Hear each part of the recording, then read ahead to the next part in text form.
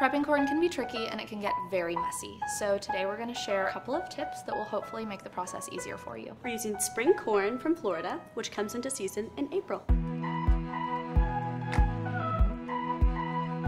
First things first, you need to shuck your corn, which can get super messy. But we learned this really cool tip from our friends at America's Test Kitchen, where you just cut off the bottom of the cob and pop it in the microwave. You just want to get the last little bit off of there and microwave them for about 45 seconds. And then the husks and the silks actually slip right off.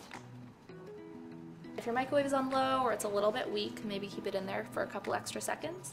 But this is definitely easier than the way you've done it before.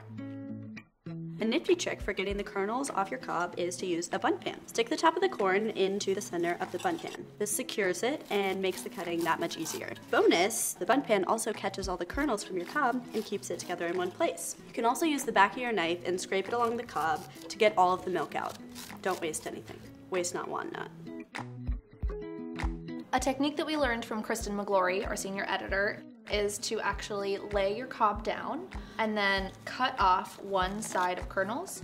Then you have a flat edge that you can use to cut the rest of the kernels off. It sort of anchors it down. Nobody likes mushy corn. We only boil it for 7 minutes. This softens the corn enough, but also makes sure that it retains a bit of a crunch. Be sure to have plenty of butter and good flaky salt on hand. You'll thank us later. If you want to get a nice char on your corn, but you don't want to break out your grill yet, you can actually just put your kernels under the broiler for about 3 to 5 minutes, watch them, make sure they don't burn, and take them out and they'll have a really nice dark color on them and they'll have that nice grilled flavor. I love when corn finally comes into season. Me too. And these tips will help you enjoy it to its fullest all season long.